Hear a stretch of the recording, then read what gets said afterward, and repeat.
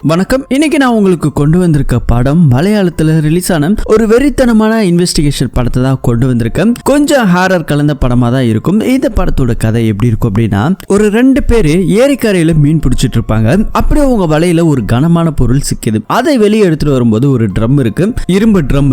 அந்த இரும்பு ட்ரம்முக்கு உள்ள முழுக்க எல்லாமே காங்கிரீட்டால கலக்கப்பட்ட ஒரு கலவையா பூசி அப்படி பயங்கர வெயிட்டோட தான் மாட்டி இருக்குது. வலையை கிழிஞ்சு போகுது. வேலைக்காகாதுன்னு சொல்லி வலையவே அங்க போட்டுட்டு கிளம்பும் போகுது. ஒரு பாட்டா பகுதி உடஞ்சு கீழே விழுகுது. விழுங்குற அந்த பகுதியில ஒரு எலும்பு கூடு இருந்திருக்குது. சோ இப்பதான் அங்க இருக்கிறவங்களுக்கு தெரிய வருது, இதுக்குள்ள இருக்கிறது ஏதோ ஒரு டெட் பாடியை காங்கிரீட்டால பூசப்பட்டு பல வருடங்களுக்கு முன்னாடி ஏரியில யாரோ தூக்கி போட்டிருக்காங்க. அப்படி யாரோ கொலை பண்ணி இப்படி போட்டு வச்சிருக்காங்க அப்படின்னு போலீஸ்காரங்களும் இன்வெஸ்டிகேஷன் பண்ணும்போது கடைசியில கிளைமேக்ஸ்ல பல ட்விஸ்டுகளோட சொல்லியிருக்கக்கூடிய படம் தான் மலையாளத்துல ரிலீஸ் ஆன ஹண்ட் அப்படின்னு சொல்லிட்டு இந்த வித்தியாசமான படத்தை இன்னைக்கு நம்ம பார்க்க போறோம். And welcome to mister Sakthi voice over channel. இது வரைக்கும் நம்ம சேனலை யாராவது சப்ஸ்கிரைப் பண்ணாம பார்த்துட்டு இருக்கீங்க அப்படின்னா மறக்காம சப்ஸ்கிரைப் பண்ணிடுங்க. பக்கத்துல இருக்க பெல் ஐகானை பிரஸ் பண்ணி மறக்காம ஹைப் ஆப்ஷனை கொடுத்துருங்க. இப்போ நேரா படத்தோட கதையை பார்ப்போம். இந்த படத்தோட ஸ்டார்டிங் சீன்ல லாக்அப்ல யாரையே வச்சு பயங்கரமா அடிக்கிற மாதிரி ஒரு சீனை காட்டுறாங்க. கட் பண்ண இங்க போஸ்ட்மார்ட்டம் பண்றதுக்காக ஃபாரன்சிக்ல கொடுத்துருக்காங்க. செக் பண்ணி பார்த்ததுல கொஞ்ச நேரத்துக்கு முன்னாடி போலீஸ்காரங்க அடிச்சாங்க இல்லையா லாக்அப்ல, அந்த ஆளு இங்க இறந்து போயிருக்காங்க. செக் பண்ணி பார்த்ததுல உடம்புல பல இடத்துல காயங்கள் இருக்குது. கிட்டத்தட்ட 23 இடத்துல காயங்கள் இருக்குது. அந்த பலத்த காயங்கள் மூலமா தான் இறந்திருக்காங்கன்னு சொல்லி ரிப்போர்ட் கொடுத்திருக்காங்க. ஆனா அங்க இருக்கிற போலீஸ்காரு இந்த ரிப்போர்ட் வந்துட்டு கொஞ்சம் மாத்தி எழுதி கொடுங்க, ஏதோ ஒரு நோய்வாய்ப்பட்டு இறந்துட்டாங்க அப்படிங்கிற மாதிரிலாம் ஏதோ பேசுறாரு. ஆனா அங்க இருக்கிற நம்ம ஹீரோயினுமே காமிக்கிறாங்க. ஹீரோயின் ரொம்ப நேர்மையானவங்க, இதெல்லாம் சரிப்பட்டு வராது அப்படின்னு சொல்லி பேசிட்டு இருக்காங்க. ஆனா ஒரு சாதாரண டாக்டர் ஸ்டூடெண்ட் தான். அங்க இருக்கிற ஆபீசர்ஸ் ஒருத்தர் இருக்காரு இல்லையா, இவர் வந்துட்டு ஒத்துக்கல, நான் என்ன இருக்கோ அதை தான் கொடுப்பேன், மிச்சதை நீ கோர்ட்ல பாத்துக்கும் சொல்லிட்டு ஸ்ட்ரிக்டா இங்க பேசி முடிக்கிறாரு. நம்ம ஹீரோயின் இவரையும் நேர்மையா இருக்கிறாருங்களா, அதனால ரொம்ப நல்லா பாராட்டிட்டு இருக்காரு. கட் பண்ண இங்க ஒரு அரசியல்வாதியை காமிக்கிறாங்க. இவர் வந்துட்டு இப்ப அமைச்சரா இருக்கிறாரு.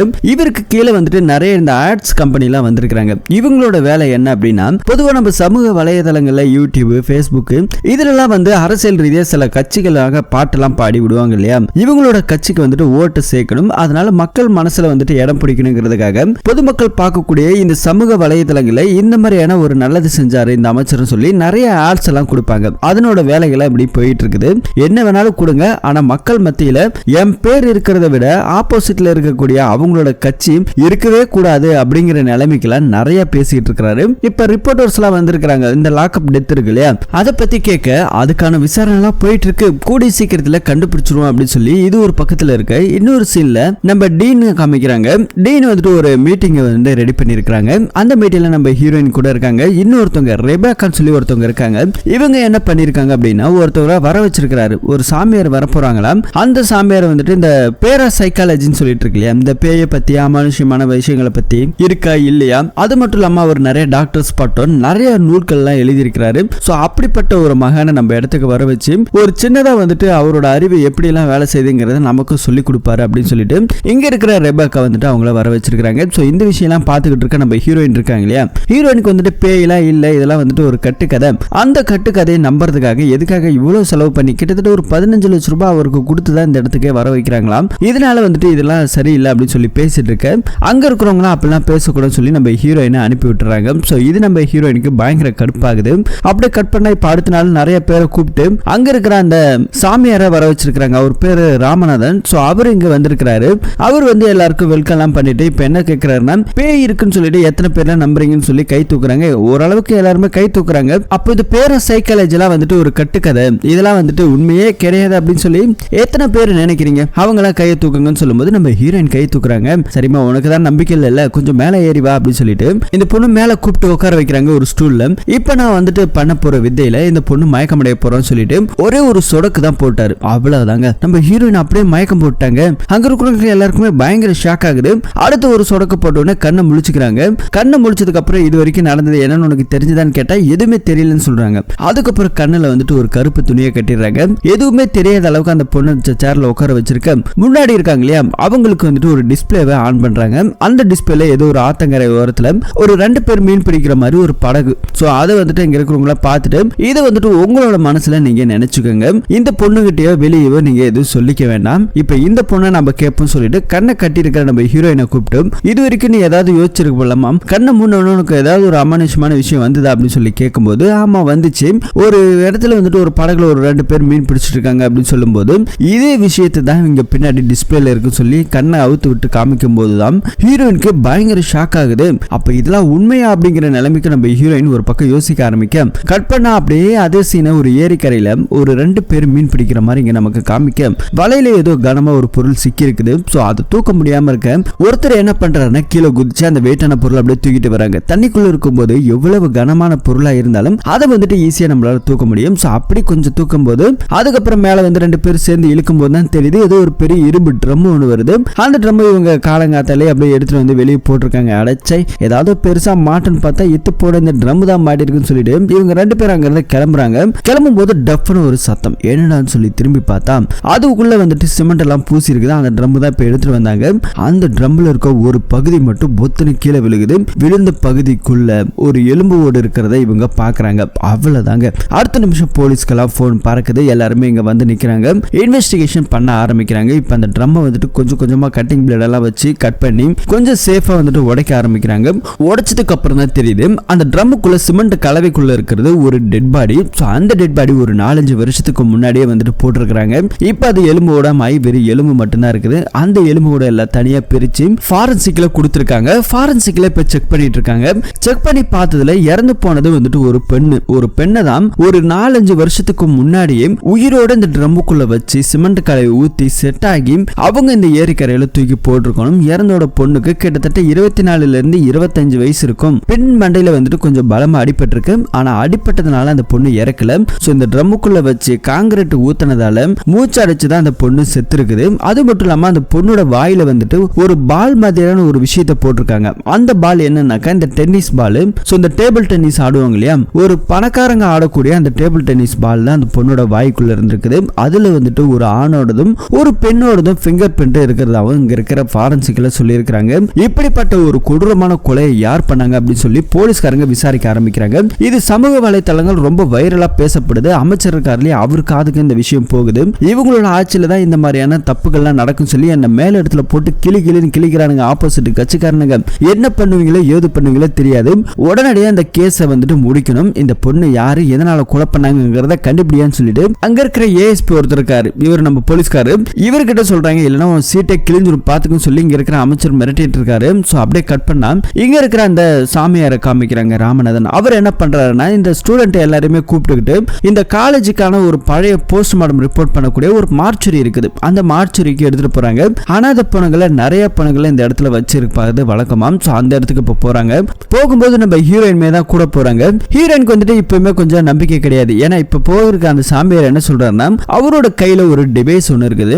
இந்த டிவைஸை நம்ம எடுத்துட்டு போகிறோம் அப்படின்னாக்கா ஒரு சக்தி வாய்ந்த அமானுஷம் நம்ம கிட்ட வருதுன்னா கண்டிப்பா இதனோட இண்டிகேட்டர் அலர்ட் ஆகும். சோ இதை வச்சு நம்ம கண்டுபிடிச்சுக்கலாம் பேய் இருக்குது இல்ல அப்படின்னு சொல்லிட்டு இப்ப இதை நான் எடுத்துக்கிட்டு போறேன். உள்ள போயிட்டு இருக்கா இல்லையா அப்படிங்கறத நான் கண்டுபிடிக்கிறேன். சில விதமான ஆத்மாக்கள் நம்ம சுத்தியே இருக்கும் அப்படின்னு சொல்லி இவர் ஏகப்பட்ட விஷயங்கள் சொல்லிட்டு இருக்காங்க. ஹீரோயின் என்ன சொல்றாங்கன்னா நீங்க உள்ள போவீங்க, இதுல பேய் இருக்கு இல்லையான்றத நான் எப்படி கண்டுபிடிக்கிறது அப்படின்னு சொல்லி கொஞ்சம் நக்கலா பேச ஆரம்பிக்கிறாங்க. உடனே அவர் என்ன பண்றாருன்னா இங்க வாமாம் இந்த டிவைஸை கையில பிடி, இந்த டார்ச் லைட்டை பிடி, நீ கொஞ்சம் உள்ள போ, நீயே போய் எல்லாத்தையுமே ஆராய்ச்சி பண்ணு, இருக்குதா இல்லையா நீயே கண்டுபிடி அப்படின்னு சொல்லிட்டு நம்ம ஹீரோயினை அனுப்பி விடுறாங்க.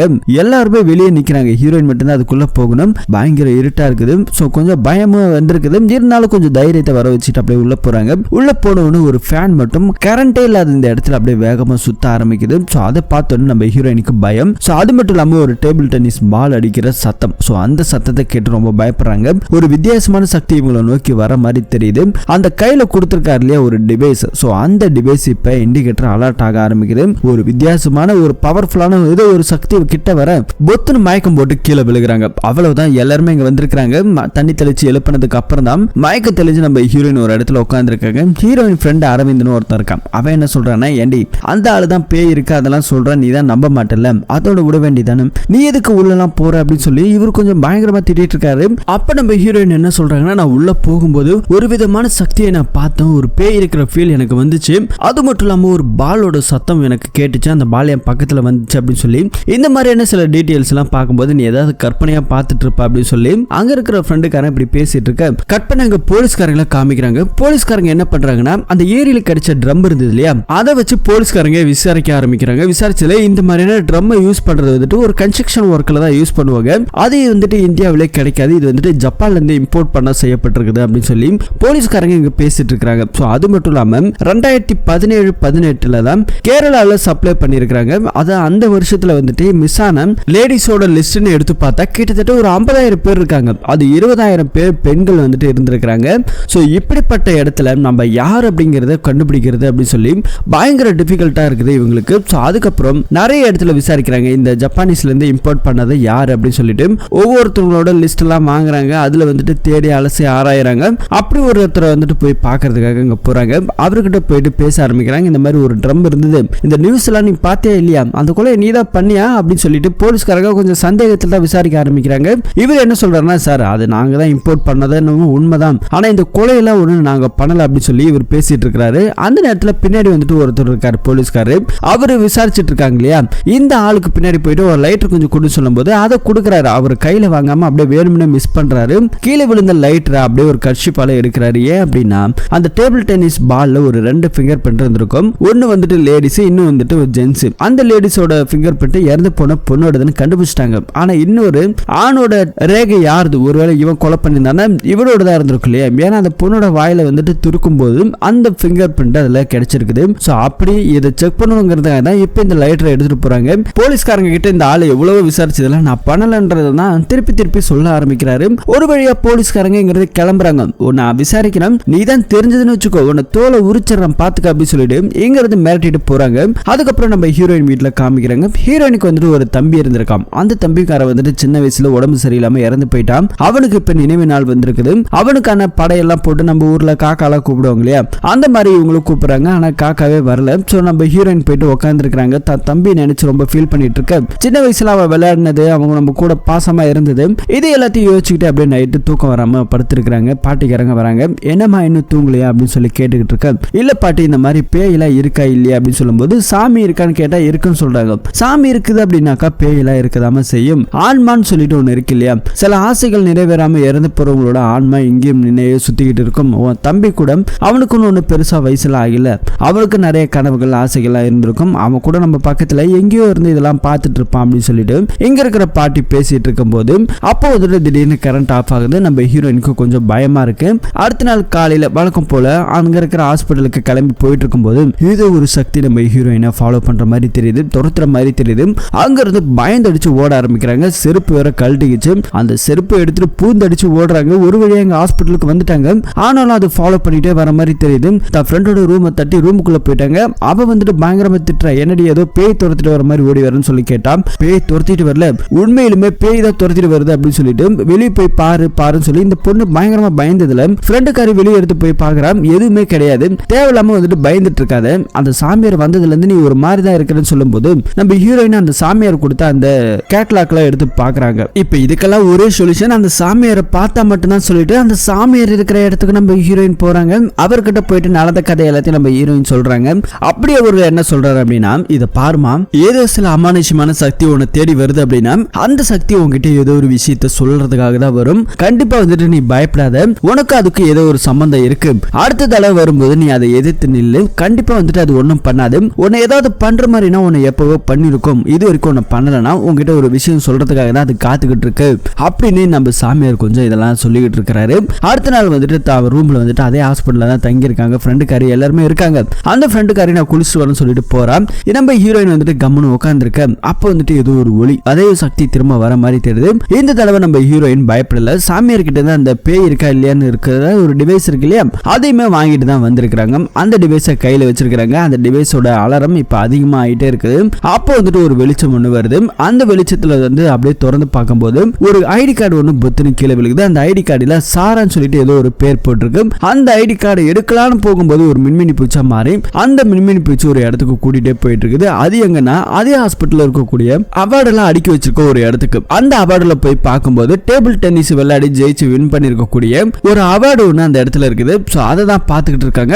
அப்படி டக்குன்னு பார்த்தாங்க கரண்ட் ஆன் ஆகுது. என்ன ஆச்சுன்னு தெரியல. நம்ம ஹீரோயின் வந்துட்டு இவ்வளவு தூரம் போனாங்க இல்லையா, ஆனா அது எதுவுமே இல்லை. இப்ப வழக்கம் போல ரூம்ல தான் இருக்காங்க. ஃப்ரெண்டுக்காரி வரும்போது இப்ப ஏதாவது பவர் ஆஃப் ஆச்சான்னு கேட்டா இல்லையடி, நான் இப்பதானே குளிச்சுட்டு வரேன்னு சொல்லிட்டு போனேன்னு சொல்லும்போது ஹீரோயின்மா அதே இடத்துல எப்படி இருக்காங்க, நடந்ததெல்லாம் கனவா இல்ல நிஜமா சொல்லி ஒண்ணுமே புரியல. அடுத்த நாள் காலையில அதே இடத்துக்கு போறாங்க. அதே அவார்டு அங்க இருக்குது. சோ சாராங்கிற பொண்ணோட ஐடி கார்டு தானே நேற்று பார்த்தாங்க. அதனோட டீட்டெயில் எல்லாம் பார்க்கும்போது இந்த அவார்டு வாங்கின அந்த பொண்ணோட பேரு சாரா தான். சோ சாரா யார் அப்படிங்கறத அப்படியே விசாரிக்கும் போது சில பிளாஷ்பேக் நமக்கு இங்க காமிக்கிறாங்க. சாரான்னு சொல்லிட்டு கொஞ்சம் வருஷத்துக்கு முன்னாடி ஒரு பொண்ணு ஒருத்தி இருந்திருக்கிறா. அந்த பொண்ணு டேபிள் டென்னிஸ்லாம் கொஞ்சம் நல்லா விளையாடுவாங்க, நிறைய அவார்டு எல்லாம் வாங்கியிருக்காங்க. அந்த அவார்டை தான் இங்க எடுத்துட்டு வந்து வச்சிருக்காங்க. சோ இந்த பொண்ணோட ஆவி தான் நம்மள ஃபாலோ பண்ணிட்டு வருதா அப்படின்னு சொல்லிட்டு நம்ம ஹீரோயினுக்கு ஒரு பயம். சோ அதுக்கப்புறம் இங்க கிடைச்சிருக்கிற அந்த டெட் பாடி எலும்பு கூடலாம் இருக்கு இல்லையா, அதுல வச்சு நிறைய மேட்ச் பண்ண ஆரம்பிக்கிறாங்க. அந்த அவார்டை வந்துட்டு நம்ம ஹீரோயின் ஃபாரன்சிக்ல தானே இருக்காங்க. சோ அதையுமே செக் பண்றாங்க, அதுல இருக்க ஃபிங்கர் பிரிண்ட் எடுத்துக்கிறாங்க. இதுக்கு முன்னாடி அந்த ட்ரம்ல கிடைச்சது இல்லையா ஒரு பால், அந்த பால் இருக்கக்கூடிய ஃபிங்கர் பிரிண்ட் ரெண்டும் மேட்ச் ஆகுதான்னு சொல்லிட்டு இது ஒரு பக்கத்துல அப்படியே போயிட்டு இருக்கு. இன்னொரு பக்கத்துல திரும்ப நம்ம ஹீரோயினை அந்த பொண்ணை பத்தி விசாரிக்க சொல்லி இருக்கிறாங்க தான் ஃப்ரெண்டுக்காரங்கிட்ட. அவன் விசாரிச்சு சில கதைகளை நம்ம ஹீரோயின் கிட்ட சொல்ல ஆரம்பிக்கிறான். சில வருஷத்துக்கு முன்னாடி அந்த பொண்ணு இதே காலேஜ்ல தான் படிச்சிருக்கா டாக்டருக்கு. படிக்கும்போது சில ஜூனியர் பசங்களாம் கூட்டு போயிட்டு ரேகிங் பண்றது வழக்கம். அதுவும் அந்த மார்ச்சுரி இருக்கு இல்லையா, அதுக்குள்ள போயிட்டு ஒரு பால் வைப்பாங்க, டேபிள் டென்னிஸ் பால். புதுசா வந்திருக்கிற பையன் அது உள்ள போயிட்டு கண்டுபிடிச்சு எடுத்துட்டு வரணும். போறவனையும் சும்மா விடுறதுலாம் கிடையாது, பேய் இருக்கு பிசாசு இருக்குன்னு சொல்லி பயங்கர பயன்படுத்தி இந்த மாதிரியான ரேகிங்லாம் நடக்கும். அப்படி ரேகிங் நடக்கும்போது அந்த சாரா பொண்ணுக்கு லவ் பண்ற மாதிரி ஒரு பையன் இருந்திருக்கான். சோ இந்த பையன் தான் அவன். சோ இவனும் சாராவும் லவ் பண்றாங்க, நிறைய தடவை லவ் எல்லாம் சொல்லிருக்கான். ஆனா அந்த பொண்ணு ஏத்துக்கல. இப்ப இந்த விஷயம் ரேகிங் பண்ற விஷயம் எல்லாம் வந்துட்டு அங்க இருக்கிற பிரின்சிபல்களுக்கு எல்லாம் தெரிஞ்சு போச்சு. அவரு கொஞ்சம் வார்னிங் பண்றாங்க, டாக்டர்ஸ் மாதிரி நடந்துக்குங்க, உங்களுக்கு எல்லாம் நிறைய பொறுப்புகள்லாம் இருக்கு அப்படின்னு சொல்லி அவங்களுக்கு கொஞ்சம் திட்டிட்டு இருக்க. அடுத்த நாள் காலையில நியூஸ் பேப்பர்ல நம்ம ஹீரோயின் படிச்சிட்டு இருக்காங்க. அந்த நியூஸ் பேப்பர்ல வந்துட்டு நிறைய வந்துட்டு போராட்டத்துல பண்ணிருக்காங்க இந்த பொண்ணு. அந்த போராட்டத்துல என்ன நடந்திருக்கு அப்படின்னா, இந்த காலேஜில் இருக்கக்கூடிய நல்ல பாடம் எடுக்கக்கூடிய ஆசிரியர்கள் எல்லாத்தையுமே வந்துட்டு வேற இடத்துக்கு டிரான்ஸ்பர் போட்டிருக்காங்க. இதனால சரியா வந்துட்டு பிராக்டிக்ஸும் பண்ண முடியல, படிக்க முடியல அப்படின்னு சொல்லி அங்க இருக்கிற அமைச்சர்கிட்ட இங்க இருக்கிற நம்ம லேடி பொண்ணு சாராவும் அதே மாதிரி சாராவோட பாய் ஃப்ரெண்ட் இருக்கான் இல்லையா தாடிக்கரம், இவனுமே வந்துட்டு நிறைய பேசிட்டு இருக்காங்க. கூடிய சீக்கிரத்தை இதெல்லாம் சரி பண்ணி விடுறோம் சொல்லிட்டு இங்க இருந்து இந்த மாதிரியான சில விஷயங்கள்லாம் பேசியிருக்காங்க. சோ இந்த விஷயத்தை நம்ம ஹீரோயின் பார்த்துட்டு இருக்கும்போது அதே நியூஸ் பேப்பர் வந்துட்டு பத்தி எரிய ஆரம்பிக்குது. அப்படியே கீழே போட்டாங்க. கீழே போட்டதுக்கு அப்புறம் தான் நியூஸ்ல ஒரு விஷயம் போயிட்டு இருக்குது. என்ன அப்படின்னா, அந்த பார்ல கிடைச்சது இல்லையா டெட் பாடி, அந்த டெட் பாடி சாரா ஓடுது அப்படின்னு சொல்லிட்டு இங்க இருக்கிற நியூஸ்ல சொல்லி இருக்காங்க. போலீஸ்காரங்க இதை கண்டுபிடிச்சிருக்காங்க. அதே தான் நம்ம ஹீரோயின்மே ஃபிங்கர் பிரிண்ட் வச்சு மேட்ச் பண்ணிட்டு இருந்தாங்களே, அவங்களுக்கு இதுதான் கிடைச்சிருக்கு. சோ அப்பனா அந்த பார்ல இருக்கக்கூடிய பொண்ணோட சடலம் சாரா ஓடுது அப்படின்னு சொல்லிட்டு இங்க எல்லாருமே கண்டுபிடிச்சிட்டாங்க. இப்பதான் சாரா வந்துட்டு இறந்துட்டாங்க. இது வரைக்குமே சாரா வந்துட்டு மிஸ்ஸிங் கேஸா தான் வச்சிருந்திருக்காங்க. இப்ப சாரா இறந்ததுக்கான நினைவஞ்சலி அதே ஹாஸ்பிட்டல்ல வச்சு எல்லாருமே பண்ணிட்டு இருக்காங்க. அப்போ வந்துட்டு அங்க இருக்கிற தாடிக்காரர் இருக்கான் இல்லையா, அவனும் அதே இடத்துக்கு வந்திருக்கான். சோ அவனையுமே வந்துட்டு நம்ம ஹீரோயின் பாக்குறாங்க. ஏன்னா சாரா வந்துட்டு நிறைய இடத்துல அமானுஷமா வரும்போது கூட இவரை வந்துட்டு மென்ஷன் பண்ணிருக்கும். சோ அதை வச்சுதான் இவரு அப்படின்னு சொல்லி தெரிஞ்சிருக்குது. அப்படி திரும்ப ஒரு பிளாஷ்பேக்கை காமிக்கிறாங்க. சாரா கூட படிச்ச அந்த தாடிக்காரன் இருக்கா இல்லையா, அவன் வந்துட்டு சாராவை ரொம்ப லவ் பண்ணிருப்பான், நிறைய தடவை ப்ரப்போஸ் எல்லாம் பண்ணிருப்பான். ஆனா சாரா வந்துட்டு ஒத்துக்கல. எதுக்காக அலக்கழிக்கிறாங்கன்னே தெரியாது. ஆனா அந்த பொண்ணுக்கு சாராக்கு இந்த தாடிக்காரனை பிடிச்சிருக்கும், ஆனா சொல்லவே இல்லை. ஒரு தடவை கேம்ப் போறான் அப்படின்னு சொல்லிட்டு அந்த தாடிக்காரன் வந்துட்டு வெளியே கிளம்ப போறதா போயிட்டு இருக்கான். சோ அப்போ வந்துட்டு வழி மறைச்சு போயிட்டு அப்போ ஒரு சீக்கிரமா வந்துரு, உனக்காக ஒரு சர்ப்ரைஸ் ஒன்று காத்துட்டு இருக்கு, உனக்கான ஒரு முக்கியமான விஷயம் உங்ககிட்ட பேசணும்னு சொல்றாங்க. என்ன விஷயம் அதை இப்பவே சொல்லணும்னு சொன்னா அதுக்குள்ள சொன்னா சஸ்பென்ஸ் போயிடும், நீ போயிட்டு வா, உனக்காக நான் ஒரு முக்கியமான விஷயத்த காத்துக்கிட்டு இருக்கேன் அப்படின்னு சொல்றாங்க. சோ நம்ம ஆளுக்கு புரிஞ்சு போச்சு, இவ லவ் தான் சொல்ல போறா அப்படின்னு சொல்லிட்டு இவனும் ஜாலியா அங்க இருந்து கிளம்புறான். அந்த பொண்ணு அங்க இருந்து கிளம்புது. இப்படி கேம்ப் எல்லாம் போயிட்டு ஜாலியா என்ஜாய் பண்ணிட்டு திரும்ப ரிட்டர்ன் வரும்போது தான் ஒரு ஷாக்கிங்கான நியூஸ், சாரா வந்துட்டு மிஸ்ஸிங் 5 நாள் ஆயிடுச்சு அப்படிங்கிற விஷயத்தை இங்க சொல்லியிருக்காங்க. சோ அதுக்கப்புறம் அங்க இருக்கிற காலேஜ்ல படிக்கிற சில பசங்களை கூட்டு போய் அடிச்சு துன்புறுத்தி இந்த மாதிரியான விஷயத்தெல்லாம் நீங்க தான் பண்ணீங்களான்னு சொல்லி இவங்க போலீஸ்காரங்க ஒரு பக்கம் டார்ச்சர் பண்ண ஆரம்பிச்சிருக்காங்க. அவங்களும் எதுவுமே பண்ணலன்னு சொல்லிட்டு தான் மிஸ்ஸிங் கேஸ்ல வச்சிருக்க. அடுத்தது வந்துட்டு நம்ம தாடிக்கார வந்து விசாரிச்சு பார்த்திருக்கிறோம். சோ சாரா வந்துட்டு எங்கேயும் தெரியுமே கிடைக்கல, ஒருவேளை அவ இறந்து போயிட்டா அப்படிங்கிற மாதிரிலாம் பேச ஆரம்பிச்சிருக்காங்க. சோ இந்த விஷயத்தெல்லாம் வந்துட்டு பிளாஷ்பேக்ல நமக்கு வந்துட்டு தாடிக்காரனே நம்ம ஹீரோயின் கிட்ட சொல்லிக்கிட்டு இருக்கிறான் ரூம்ல வந்து. சோ சாரா வந்துட்டு யாரோ கொலை பண்ணிட்டாங்க, அது யாரு அப்படிங்கறத கண்டுபிடிக்கணும் சொல்லி இவன் இது நாள் வரைக்குமே எந்த வேலைக்குமே போகாம இது மட்டுமே ஃபோக்கஸ் பண்ணிட்டு இருக்கான். சோ அவன் அங்க இருந்து வெளியே கிளம்புனதுக்கு அப்புறம் ஹீரோயின் கிட்ட இருந்து இல்ல ஒரு டிவைஸ், இந்த பேய் வந்தா பவரா வந்தா காமிக்குமே, அந்த டிவைஸ் வந்துட்டு இப்ப ஆன் ஆயிடுச்சு, பயங்கர வைப்ரேட்ல இருக்கு. சோ அப்ப ஏதோ ஒரு அமானுஷமான விஷயம் வரது நம்ம ஹீரோயினால புரிஞ்சுக்க முடியுது. ஒரு டேபிள் டென்னிஸ் பால் வந்துட்டு டப்புன்னு அடிச்சுட்டே அப்படியே வந்துட்டு லேப்டாப் வந்துட்டு விழுகுது. அந்த லேப்டாப் தானா இப்ப ஆன் ஆகுது. ஆன் ஆகி ஒரு ஜிமெயில வந்துட்டு லாகிங் பண்ணிட்டு இருக்குது. அந்த பால் தான் டைப் பண்ற மாதிரி தெரியுது. இதே எல்லாமே நம்ம ஹீரோயின் பார்த்துட்டு இருக்காங்க. அந்த யூசர் நேம், அதாவது அந்த மெயில் ஐடியும் பாஸ்வேர்டையும் பாக்குறாங்க. பார்த்ததுக்கு அப்புறம் திரும்ப நார்மல் ஆயிடுறாங்க. அப்பதான் நடந்த விஷயத்தை பத்தி யோசிக்கிறாங்க. அந்த பால் வந்தது லேப்டாப்ல ஏதோ ஒரு ஜிமெயில லாகிங் பண்ணதுனால அதுல ஏதோ ஒரு எவிடன்ஸ் இருக்குன்னு சொல்லிட்டு நம்ம ஹீரோயின் கனவுல கண்ட, அதாவது அவங்களுக்கு ஒரு இமேஜினேஷன் வந்தது இல்லையா, அதுல வந்து இமெயில் ஐடி பாஸ்வேர்ட் எல்லாம் போட்டு ஓபன் பண்ணா அந்த வந்துட்டு ஒரு மெயில் ஐடி வந்துட்டு ஒரு ஓபன் ஆகுது. அந்த மெயில்ல வந்துட்டு ஏதோ ஒரு மெசேஜ் வந்துட்டு டிராஃப்ட்ல இருக்கு. சோ அதை வந்துட்டு ஓபன் பண்ணி பார்க்கும்போது ஒரு பிளாஷ்பேக்ல நமக்கு காமிக்கிறாங்க. ஹாஸ்பிட்டல்ல இங்க இருக்கிற எல்லாருமே இருக்கிறாங்க, சாராவும் இருக்கிறாங்க. அப்படி வந்துட்டு வாட்ஸ்அப் குரூப்ல ஒரு மாதிரி மெசேஜ் எல்லாம் வந்திருக்குது. பக்கத்து ஸ்கூல்ல படிக்கிற பசங்க வந்துட்டு சாப்பிட்ட சாப்பிட்டதுல ஃபுட் பாய்சன் ஆகி நிறைய பேருக்கு உடம்பு முடியல. அவங்க வந்துட்டு இங்க பக்கத்துல இருக்க நம்ம ஹீரோயின் படிக்கிறாங்க இல்லையா, அதாவது சாரா பொண்ணு படிக்கிற அதே காலேஜ்ல வந்துட்டு அட்மிட் பண்ணிருக்காங்க சொல்றாங்க. இங்க இருக்கிற டாக்டர்ஸ் எல்லாருமே வந்து என்னடா இது இவ்வளவு பேர் அட்மிட் ஆயிருக்காங்க, எல்லாரும் வாங்க சீக்கிரமா ட்ரீட்மெண்ட் பண்ணணும்னு சொல்லிட்டு கிளம்பி போய் பார்த்தா ஒரு பேஷண்ட் கூட இங்க வரல. என்னடா இது பேஷண்ட் வரதுக்கு முன்னாடி நிறைய பேர் இங்க மெசேஜ் எல்லாம் வந்திருக்குது, என்னடா இது ஒருவேளை ஃபேக் மெசேஜா இருக்கும் மச்சான்னு சொல்லிட்டு இவங்க அங்க இருந்து கிளம்பும் போதுதான் நிறைய ஆம்புலன்ஸ் வருது, நிறைய பசங்க எல்லாம் வராங்க. இது எல்லாத்தையும் பார்த்துட்டு இருக்க நம்ம சாராக்கு ஒண்ணுமே புரியல, என்னடா இது ஃபர்ஸ்ட் மெசேஜ் வருது அதுக்கப்புறம் பார்த்தா பேஷண்ட் எல்லாம் வராங்கன்னு சொல்லிட்டு இது வந்துட்டு இவங்களுக்கு கன்ஃபியூஷனா இருக்குது. அதே மாதிரி அப்ப இருந்தது நம்ம அமைச்சர் தான், அவர் வந்துட்டு ஆளும் கட்சியில இல்ல. அப்படி அவர் என்ன சொல்றாருன்னா இது எல்லாமே இப்ப இருக்கிற நடத்திட்டு இருக்க அரசியல்வாதிங்க தான் இதை வந்துட்டு தப்பா வந்துட்டு பயன்படுத்திட்டு இருக்காங்க, ஒரு சுகாதாரமற்ற வந்துட்டு ஒரு செயலை பண்ணிட்டு இருக்காங்கன்னு சொல்லிட்டு அரசியல் ரீதியா ஒண்ணு போயிட்டு இருக்குது. அந்த இடத்துல வந்து ட்ரீட்மெண்ட் எல்லாம் முடிஞ்சதுக்கு அப்புறம் நைட்டு வந்துட்டு பார்த்துட்டு இருக்கும்போது ஒரு பாட்டில் ஒண்ணு அங்க கீழே கிடக்குது, அதை எடுத்து டஸ்ட்பின்ல போட்டு அங்க இருக்கிற சாரா பொண்ணு கிளம்பி போறா. போனதுக்கு அப்புறம் தான் நியூஸ்ல வந்துட்டு இன்னொரு ஷாக்கிங்கான விஷயத்தை பாக்குறாங்க. இதே காலேஜ்ல ட்ரீட்மெண்ட் பார்த்துட்டு இருந்த ஒரு சின்ன பையன் வந்துட்டு இறந்து போயிட்டான் அப்படின்னு சொல்லி அந்த பையனோட பேரு டீட்டெயில் எல்லாம் போடும்போது நம்ம ஹீரோயின் கதறி கதறி அழுகுறாங்க. இப்ப கரண்ட்ல இருக்கிறவங்க என்னடா இது அப்படின்னு பார்த்தாதான் அந்த சின்ன பையன் வேற யாருமே கிடையாது, நம்ம ஹீரோயினோட தம்பி. உடம்பு முடியாம இறந்து போனான்னு சொல்லி முன்னாடி காமிச்சாங்க இல்லையா, அவனுக்கு இதே மாதிரி தான் சாப்பிட்டதுல ஃபுட் பாய்சன் ஆகி தான் இறந்து போயிட்டான்னு சொல்லிட்டு இங்க இருக்கிற அப்படியே அந்த கேஸை முடிச்சிருக்காங்க. சோ அதெல்லாம் நினைச்சு பார்த்து நம்ம ஹீரோயின் பயங்கரமா அழுகுறாங்க. ஆனா இந்த விஷயம் வந்துட்டு சாரா இருக்காங்க இல்லையா, அவங்களுக்கு வந்துட்டு தப்பா புரிஞ்சிருக்கு.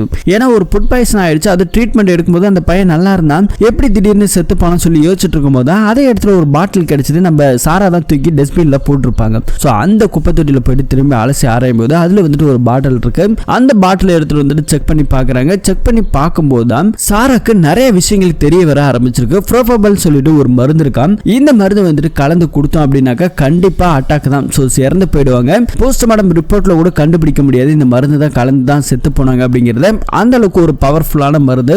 இது வந்துட்டு யார் இங்க பண்ணது அப்படின்னு சொல்லிட்டு இந்த விஷயம் எல்லாம் நம்ம சாரா வந்துட்டு ஒரு கேதர் பண்ணி அங்க இருக்கும்போது, அதாவது அன்னைக்கு வந்துட்டு அச்சோடியா இருந்தது வேற யாருமே கிடையாது, ரெபேக்கான்னு சொல்லிட்டு ஒருத்தவங்க, அவங்க கிட்ட போயிட்டு நடந்த விஷயத்தெல்லாம் சொல்றாங்க. கண்டிப்பா அந்த பையனை ஏதோ ஒரு திட்டமிட்டு கொலை தான் பண்ணிருக்காங்க அப்படின்னு சொல்லிட்டு இந்த விஷயத்தெல்லாம் சொல்லிட்டு இருக்காங்க.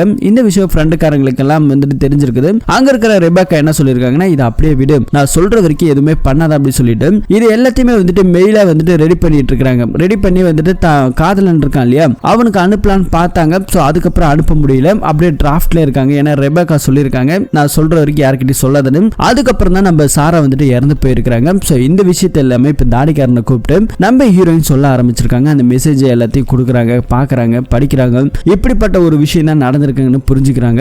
அடுத்தது நம்ம சாராவோட பாய் ஃப்ரெண்ட் என்ன பண்றாங்கன்னா அந்த மெசேஜை ரெபேக்காக்கு அப்படியே ஃபார்வர்ட் பண்றாங்க. இன்னொரு சைடில் போலீஸ்காரங்களை காமிக்கிறாங்க. போலீஸ்காரங்க இது வரைக்கும் இந்த கேஸ்ல எந்த ஒரு க்ளூவுமே கிடைக்கல.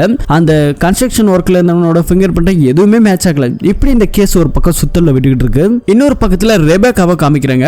அவங்களுக்கு அந்த மெசேஜ் நம்ம தாடிக்காரன் ஃபார்வர்ட் பண்ண இல்லையா, இதை பார்த்தோன்னே அவங்க பயந்து போறாங்க. பயந்து போயிட்டு என்ன பண்றதுன்னு தெரியாம அவங்க கிளம்பி அர்ஜென்ட்டா ஒரு இடத்துக்கு போறாங்க. இதை நம்ம சாராவோட பாய் ஃப்ரெண்ட் ஃபாலோ பண்ணிட்டே போறான். சோ ஃபாலோ பண்ணி போகும்போது அந்த ரெபேக்கா ஒரு இடத்துக்கு போறாங்க. ஃபாரஸ்ட் ஏரியாவே இருக்கு. அங்க வந்துட்டு தனியா ஒரு லேப் இருக்கு. அந்த லேபுக்குள்ள போறாங்க. அவங்கள ஃபாலோ பண்ணிக்கிட்டே நம்ம தாடிக்காரனு போறான். சோ அந்த ரெபேக்கா யாரையும் இங்க வர வச்சிருக்காங்க. சோ அது யாருன்னு தெரியல. அவங்க வரதுக்காக ரெபேக்கா உள்ள போயிட்டு சரக்கெல்லாம் போட்டுட்டு தம்மெல்லாம் அடிச்சுட்டு அப்படியே வெயிட் பண்ணிட்டு இருக்காங்க. வெயிட் பண்ணிட்டு இருக்கும்போது நம்ம ஆளு ஒரு தாடிக்காரன் பின்னாடி நின்று ஒளிஞ்சு பார்த்துட்டு இருக்கான். உள்ளுக்குள்ள இருக்கிற அந்த ரெபேக்கா கிட்ட ஒரு பால் வந்துட்டு வருது, அந்த டேபிள் டென்னிஸ் பால். அந்த பாலை பார்த்தோன்னே அவங்க பயந்து போறாங்க. பயந்து போறது மட்டும் இல்லாம அங்க இருக்கிற அந்த ட்ரிங்க்ஸ் பாட்டில் எல்லாத்தையும் உடைக்குது. உடைச்சது ஒரு பீஸ் வந்துட்டு இந்த ரெபேக்கா காலில் குத்துது. ஸோ பயங்கர ப்ளீடிங் ஆகுது. அதுக்கு ஒரு கட்டுன்னு சொல்லிட்டு ஏஞ்சி போறாங்க. முகம் பார்க்குற கண்ணாடி இருக்கு. அந்த கண்ணாடியுமே எல்லாமே சுக்குநரம் உடஞ்சு போகுது, கீழே அப்படியே விழுகுது. இது எல்லாத்தையும் பார்த்துட்டு இருக்கும்போது எல்லாருக்கும் பயமா இருக்குது. அந்த கண்ணாடி வந்துட்டு அப்படியே ஏஞ்சி நின்றுகிட்டு இருக்குது. எல்லாமே அந்த இடத்துல தொங்கிட்டு இருக்கு. இதை பார்த்துட்டு இருந்த ரெபேக்காக்கு பயங்கர பயமா இருக்குது. என்னடா நடக்குது அப்படின்னு சொல்லி ஒண்ணுமே புரியல. அந்த நின்றுட்டு இருக்க கண்ணாடி மொத்தமும் வந்துட்டு ரெபேக்கா கழுத்துல அப்படியே போட்டு கிளின்னு கிழிச்சு அங்கவே வந்துட்டு இறந்து போறாங்க.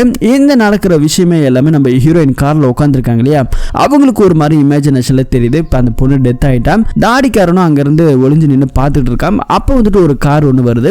அந்த கார்ல இருந்து ஒரு டாக்டர் ஒருத்தன் இறங்கி வரான். இந்த டாக்டர் வந்துட்டு இதுக்கு முன்னாடி அதே ஹாஸ்பிட்டல்ல வேலை பார்த்த ஒருத்தன் தான். இவனுக்கும் ரெபேக்காக்கு என்ன சம்மந்தம் அப்படின்னு சொல்லிட்டு ஒண்ணுமே தெரியல. சோ இந்த இடத்துல வந்துட்டு டெத் ஆயிடுச்சாங்களே ரெபேக்கா, அவங்கள பாக்குறதுக்காக போலீஸ்காரங்களுக்கு தகவல் கிடைச்சிருக்கு. போலீஸ்காரங்க எல்லாம் வந்து பாக்குறாங்க. செக் பண்ணி பார்த்ததுல ஒரு ஃபிங்கர் பிரிண்டோட தடயமே கூட கிடைக்கல. கண்டிப்பா வந்துட்டு இந்த ரெபேக்கா வந்துட்டு சூசைட் பண்ணி தான் இறந்துட்டாங்கன்னு சொல்லிட்டு சொல்றாங்க. ஏன் அப்படின்னா அவங்களோட ஃபிங்கர் மட்டும் தான் இருக்குது, கழுத்தை வந்துட்டு கண்ணாடியால அறுத்திருக்காங்க இல்லையா, இதை வச்சுதான் சொல்லிட்டு இருக்காங்க ஃபாரன்சிக் ஆளுங்க. அப்ப நம்ம ஹீரோயின் அதே இடத்துல தான் இருக்காங்க. கீழே உடஞ்சிருக்கு இல்லையா கண்ணாடி துண்டு, அதுல வந்துட்டு ஒரு பக்கம் நம்ம ஹீரோயினோட ஃபேஸும் இன்னொரு பக்கத்துல இறந்து போன அந்த சாராவோட ஃபேஸுமே வந்துட்டு இருக்குது. ஸோ இதை வந்து பார்க்கும்போது சாரா தான் இதை கொலை பண்ணிருக்காங்க சொல்லி நம்ம ஹீரோவால புரிஞ்சுக்க முடியுது. கட் பண்ண அந்த இடத்துக்கு வந்தவன் யாருன்னா அதே இடத்துல வேலை பார்த்தா இந்த டாக்டர். ஸோ அவனை வந்துட்டு போலீஸ்காரங்க மோப்பம் முடிச்சு கூட்டு போயிருக்காங்க. நீ எதுக்கு அந்த இடத்துக்கு போன, உனக்கும் ரெபேக்காக்கு என்ன விஷயம் ஆச்சு அப்படின்னு சொல்றாங்க. ஏன்னா கால் ஹிஸ்டரிலாம் எடுத்து செக் பண்ணும்போது வர சொல்லி இருக்கிறாங்களாம். ஸோ அப்படி இவன் என்ன சொல்றாருன்னா இல்ல என்ன வர சொன்னாங்க பேசுன்னு சொல்லிட்டு நான் போய் பார்க்கும்போது அவங்க இறந்து கிடந்தாங்க. ஸோ எனக்கு இதுக்கு எந்த சம்பந்தம் இல்லைன்னு சொல்லிட்டு இவன் ஒரு பக்கம் சொல்றான். சம்பந்தம் வரும்போது உனக்கு கண்டிப்பா என்ன பண்றோன்னு பாருன்னு சொல்லிட்டு போலீஸ்காரங்களுக்கு எந்த ஒரு க்ளூமே இது வரைக்கும் கிடைக்க மாட்டேங்குது. அதனால இந்த டாக்டரையுமே விட்டுறாங்க. டாக்டர் அங்கிருந்து கிளம்பி வரும்போது டாக்டர் யாரை கிட்னாப் பண்ணி தூக்கிட்டு வந்து ஒரு இடத்துல வச்சு குத்துறாங்க. யாரா அதுன்னு சொல்லி பார்க்கும்போது நம்ம சாராவோட பாய் ஃப்ரெண்ட் தான் இங்க கூட்டு வந்திருக்கான். அவன் தான் கடத்திட்டு வந்து அடிக்கிறான். என்னடா ஆச்சு உனக்கு ரெபேக்காக்கு என்ன விஷயம், எதுக்காக வர வச்சாங்கன்னு சொல்லி அந்த இமெயில் மேட்டர்லாம் சொல்லும் போது தான் அவன் வந்துட்டு அடி தாங்க முடியாம சில விஷயங்களை சொல்ல ஆரம்பிக்கிறான். என்ன அப்படின்னா நம்ம ஹீரோயினோட தம்பி இருந்தா இல்லையா, அவனும் வந்துட்டு அதே ஸ்கூல்ல படிச்சிருப்பான். அது ஃபுட் பாய்சன் ஆகி தான் இதே ஹாஸ்பிட்டல்ல சேர்த்திருப்பாங்க. அப்படி ட்ரீட்மெண்ட் பார்த்துட்டு இருந்தது இதே டாக்டர் தான். ஸோ அப்போ வந்துட்டு அந்த பையனுக்கு எல்லாமே ஓகே தான், ஒன்றும் பயப்படாதீங்க நார்மல் ஆயிட்டேன்னு சொல்லிட்டு தான் போயிருப்பாங்க. போனதுக்கு அப்புறம் நைட் ஒரு இடத்துல உட்கார்ந்துருக்கும் போது ரெபேக்காவை வந்திருக்காங்க. கூட வந்துட்டு இந்த ஆர்ட்ஸ் கம்பெனி ஒருத்தர் இருந்தா இல்லையா, அவன் இந்த இடத்துக்கு வந்திருக்கான். அவன் வந்து நம்ம பைபிள்ல டாக்டர் கிட்ட 2 கோடி ரூபாய் பணத்தை கொடுத்துருக்கான். கொடுத்து நான் சொல்ற மாதிரி தான் செய்யணும்னு சொல்லிட்டு ஒரு விளம்பரத்தை காமிச்சிருக்கான். என்ன அப்படின்னா இந்த பசங்க ஸ்கூல்ல சாப்பிட்டதுல அதுல வந்துட்டு ஏதோ ஒரு பாய்சன் ஆயிடுச்சு, அதை சாப்பிட்டு அந்த பையன் இறந்து போயிட்டான்னு சொல்லி ஒரு நியூஸ் வரணும். நீங்க யாரை கொல்லுவீங்களோ என்ன பண்ணுவீங்களோ தெரியாது, எனக்கு தேவை ஒரு சின்ன பசங்களோட உசுறு போகணும் அப்படின்னு சொல்லிட்டு காசு கொடுத்து ஒரு மருந்தையும் கொடுத்துருக்கான். இந்த மருந்து போட்டாக்கா போஸ்ட்மார்டம் ரிப்போர்ட்ல ஃபாரன்சிக்ல யாராலுமே கண்டுபிடிக்க முடியாதுன்னு சொல்லி தெளிவா பண்ணியிருக்காங்க, பிளான் பண்ணியிருக்காங்க. சோ இந்த டாக்டர் அப்ப வேண்டாம் சொல்லியிருக்கலாம், முடியாதுன்னு சொன்னா கூட உன்னை என்ன பண்ணணும்னு எனக்கு தெரியும் சொல்லியிருக்காங்க. சோ இது எல்லாமே வந்துட்டு ஒரு அரசியல் சூட்சமத்துக்காக இப்ப இருக்கிற கரண்ட்ல இருக்கிற கட்சிக்காரங்க வந்துட்டு சரி கிடையாது அப்படிங்கிற ஒரு பழிய போடணும், அதனால ஒரு விளம்பரத்தை ஏற்படுத்தணுங்கிறதுக்காக இந்த மாதிரியான ஒரு பிளான் போட்டிருக்காங்க. வேற வழி இல்லாம இதே டாக்டரும் போயிட்டு நைட் டைம்ல யாருக்கும் தெரியாம வந்துட்டு அந்த ஊசியை நம்ம ஹீரோயினோட தம்பிக்கு போட்டிருப்பாரு. போட்டது அங்க கிளம்பும் போது அந்த பையன் கையை பிடிச்சிருப்பான். பிடிச்ச பயத்துல அந்த ஆள் அந்த பாட்டில கீழே போட அவன் அப்படியே மயக்கத்துல அப்படியே திரும்ப தூங்க ஆரம்பிக்கிறான். கொஞ்ச நேரத்துல அவன் இறந்து போகிறான். சோ அதுக்கு அடுத்த நாள் காலையில தான் சாராக்கு அந்த பாட்டில் கிடைச்சிருக்கு. அதுக்கப்புறம் இந்த டீட்டெயில் எடுத்திருப்பாங்க. கண்டுபிடிச்சதுக்கு அப்புறமே இவங்களுக்கு தெரிஞ்சு போச்சு, அந்த ரெபேக்கா கிட்ட வந்து தானே நம்ம சாரா சொன்னாங்க. சொன்னதுக்கு அப்புறம் இந்த மாதிரி ரெபேக்கா வந்துட்டு இவ்வளவு விஷயத்தை கண்டுபிடிச்சிட்டா, இது வெளியே தெரிஞ்சுனா பயங்கர பிரச்சனை ஆயிடும் சொல்லி இந்த டாக்டர் பயந்துருக்கலாம். அதெல்லாம் நான் பாத்துக்கிறேன், நீ ஒன்னும் பயப்படாதுன்னு சொல்லி இவனுங்க சமாதானப்படுத்தி இருக்கிறானுங்க. அதுக்கப்புறம் இதே டாக்டர் தான் சாராவை கிட்னாப் பண்ணி கூட்டு போயிட்டு கொடுத்துருக்கான். சோ அதுக்கப்புறம் என்ன பண்ணாங்கன்னு எனக்கு தெரியாதுன்னு சொல்லிட்டு இருக்கேன். நம்ம பைபிள்ல தாடிக்காரன் போட்டு பொலந்துட்டு இருக்க, அவன் வந்துட்டு கைத்தல வந்துட்டு தப்பிச்சு ஓட பாக்குறான். அவனை துரத்திட்டு இவங்க போயிட்டு இருக்க. நம்ம ஹீரோயின் அதே கார் கிட்ட தான் நின்னுட்டு இருக்காங்க.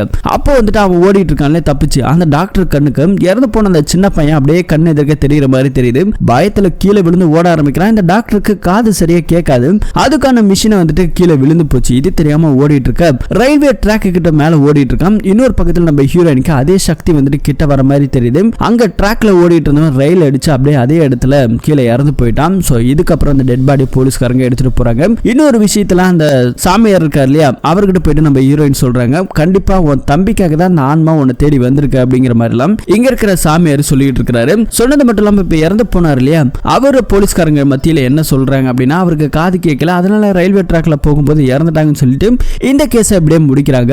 அதுக்கு அடுத்த சீன்ல அமைச்சரை காமிக்கிறாங்க. அமைச்சருக்கு இந்த விஷயமே தெரியாது, ஏன்னா ஆர்ட்ஸ் கம்பெனி கிட்ட நிறைய பணம் கொடுத்துருவானுங்க, அவனுங்க என்ன வேணாலும் பண்ணுவானுங்க. சோ இப்படிப்பட்ட சூழ்நிலையில நிறைய பேட்டி எடுக்க ஆரம்பிச்சிட்டாங்க. உங்களுக்காக தான் அந்த ஆர்ட்ஸ் கம்பெனி நடக்குது அப்படின்னு சொல்லி கேட்கும்போது இது பாருங்க எனக்கு அதுக்கு எந்த சம்பந்தமே கிடையாது, போலீஸ்காரங்க விசாரிக்கிறாங்க, விசாரணையில எல்லாமே தெரிய வரும்னு சொல்லிட்டு இவர் பேட்டி கொடுத்த விஷயத்தை அங்க இருக்கிற ஆர்ட்ஸ் கம்பெனியோட ஓனர் பார்த்துக்கிட்டு இருக்கான். அப்படி பார்த்துட்டு இருக்கும்போது அவனுக்கு மொபைல்ல ஒரு மெசேஜ் ஒன்று வருது. என்ன அப்படின்னா இவன் வந்துட்டு ஒரு ஆக்சிடென்ட்ல இறந்து போயிட்டான் அப்படின்னு சொல்லிட்டு மெசேஜ் வருது. நிறைய குரூப்ஸுக்கு போலீஸ்காரங்களுக்குமே கூட போகுது. என்ன இதுன்னு ஒண்ணுமே புரியாம வாங்குறது கிளம்பலான்னு போகும்போது இவனுக்கு ஏகப்பட்ட கால், என்னடா இது உனக்கு விபத்து நடந்துச்சுன்னு சொல்றாங்க, என்னடா விஷயம் சொல்லி கேட்டா நான் நல்லா தான் இருக்கேன் அப்படின்னு சொல்லிட்டு இவன் கார் எடுத்துறாங்க. கிளம்பலான்னு போகும்போது இவனை வந்துட்டு ஏதோ கிட்னாப் பண்ணிட்ட மாதிரி தெரியுது. போன் எல்லாம் கீழே விழுகுது. இவனை யார் தூக்கிட்டு வந்திருக்கிறது பார்த்தா நம்ம தாடிக்காரன் தான். சோ அடுத்தது இவனை தூக்கிட்டு வந்திருக்கிறான். இவனை கூப்பிட்டு வந்து விசாரிக்க ஆரம்பிக்கிறாங்க. அந்த டாக்டர் சாராவை கடத்திட்டு வந்து உங்ககிட்ட தானே ஒப்படைச்சான், என்னடா பண்ணன்னு சொல்லிட்டு ஒரு பக்கம் இவனை அடிச்சு விசாரிச்சுட்டே இருக்காங்க. இன்னொரு பக்கத்துல போலீஸ்காரங்களுக்கு ஏதோ தகவல் கிடைச்சிருக்கு போல இருக்கு. ஏன்னா வந்துட்டு இவன் வந்துட்டு இறந்து போயிட்டான்னு சொன்னாங்க இல்லையா, இவனோட மொபைல் நம்பரை ட்ராக் பண்ண ஆரம்பிச்சிருக்காங்க. ட்ராக் பண்ணதுல நம்ம ஹீரோயினை கூட்டிட்டு இங்க போலீஸ்காரன் வந்திருக்கான். சோ வந்த உடனே தான் தெரியுது அங்க இருக்கிற ஏஎஸ்பி இங்க கரெக்டா கண்டுபிடிச்சு வந்துட்டாரு. வந்த உடனே நம்ம தாடிக்காரங்க நின்றுட்டு இருக்கிறானுங்க. நின்றுட்டு இருக்கும் போது இந்த மாதிரி நடந்த விஷயத்தை பத்தி எல்லாம் சொல்லும் போது அங்க இருக்கிற ஏஎஸ்பி பயங்கரமா சிரிக்கிறான். இப்பதான் இங்க ஒரு மரண ட்விஸ்ட் ஒன்று ஓபன் ஆகுது. என்னடா அப்படின்னு பார்த்தா இந்த ஆர்ட்ஸ் கம்பெனி ஓனர் இவன் கிடையாதுங்க. இங்க இருக்கிற ஏஎஸ்பி போலீஸ்காரன் இவன் தாங்க அதுக்கு ஓனர். சோ இவன் என்ன சொல்றானோ அதன்படிதான் எல்லாமே நடக்கும். இப்ப இவன் அந்த சாரா பொண்ணை என்ன பண்ணிருக்கான் அப்படின்னாக்கா, அந்த பொண்ணை கடத்திட்டு வந்ததுக்கு அப்புறம் அடிச்சு அந்த பொண்ணை ஒரு பார்ல தூக்கி போட்டு காங்கிரீட் கலவையை அப்படியே கலந்து இந்த பொண்ணை உயிரோட வச்சு ஃபுல்லாத்தையும் மூடி ஒரு 2 நாள் அப்படியே வச்சிருந்ததுக்கு அப்புறம் அதுக்கப்புறம் ஏரியில தூக்கிட்டு போய் கடாசிருக்கானுங்க. அது மட்டும் இல்லாம அந்த பொண்ணை சாகடிக்கிறதுக்காக வாயில ஒரு டென்னிஸ் பால இந்த ஏஎஸ்பி தான் துருத்திருக்கான். சோ அந்த இன்னொரு ஃபிங்கர் பிரிண்ட் இருந்தது இல்லையா, அது இந்த ஏஎஸ்பியோட தான். சோ இவனே கேஸ் நடத்துறதால அந்த ஃபிங்கர் பிரிண்ட் யாரோடதுன்னு இது வரைக்கும் கண்டுபிடிக்காம அப்படியே மெயின்டைன் பண்ணிட்டு இருந்திருக்கான். சோ இந்த விஷயம் நடந்துகிட்டு இருக்க இப்ப இவன் சொன்னதுக்கு அப்புறம் தான் தெரியுது இன்னொரு அமானுஷ்யமான விஷயம் ஏதோ வர மாதிரி தெரியுது. வந்தது சாரா பேய் தாங்க. சோ இப்ப அந்த பேய் இந்த போலீஸ்காரனை பயங்கரமா அடிச்சு கையை காலெல்லாம் உடைக்குது. இன்னொருத்தவ தாடிக்காரன் இருந்தா இல்லையா, அவனையுமே போட்டு பயங்கரமா அடிக்குது. அடிச்சது இல்லாம இந்த போலீஸ்காரன் மேல ஒரு பெரிய செவத்தை உடைச்சு அப்படி தள்ளி விடுது. அவன் அதே இடத்துல இறந்து போறான். அதுக்கப்புறம் இந்த பேய் அங்கிருந்து கிளம்பி போகுது. இன்னொருத்தர் இருந்தா இல்லையா, அவனை போலீஸ்காரங்க அரெஸ்ட் பண்ணி கூட்டிட்டு போறாங்க. ஏஎஸ்பி தான் வந்துட்டு அக்யூஸ்ட் அப்படிங்கறத போலீஸ்காரங்க கண்டுபிடிச்சிட்டாங்க. கண்டுபிடிச்சதுக்கு அப்புறம் அவனை அரெஸ்ட் பண்ண முடியாது, ஏன்னா அவன் தான் செத்து போயிட்டானே. இப்ப அப்படியே இவங்க எல்லாருமே கலைஞ்சு போறாங்க. இங்க இருக்கிற நம்ம ஹீரோயின் அவன் தாடிக்காரன் ஃப்ரெண்ட் இருக்கா இல்லையா, அவன் எல்லாருக்கும் பாய் சொல்லிட்டு அப்படியே கிளம்பி போறான். இப்ப ஜெயிலுக்குள்ள அந்த ஆர்ட்ஸ் கம்பெனி ஒருத்தர் நடத்திட்டு இருந்தான் பாருங்க, முன்னாடி ஓடர்னு சொல்லிக்கிட்டு அவனை இங்க காமிக்கிறாங்க. அதே டேபிள் டென்னிஸ் பால் அவன் கிட்ட போகுது. சோ அவனோட கதையும் முடிஞ்சது அப்படிங்கிற மாதிரி காமிக்கிறாங்க. அப்படியே இந்த படத்தோட ஸ்டோரி முடிக்கிறாங்க. இந்த படத்தோட கதை எப்படி இருக்கு அப்படிங்கறத கமெண்ட்ல சொல்லுங்க. இது மாதிரியான இன்ட்ரெஸ்டிங்கான கதையை தெரிஞ்சுக்கணும்னா மறக்காம நம்ம சேனலை சப்ஸ்கிரைப் பண்ணி சப்போர்ட் பண்ணுங்க. மீண்டும் ஒரு நல்ல படத்தோட கதையில திரும்பவும் சந்திப்போம். தேங்க்யூ.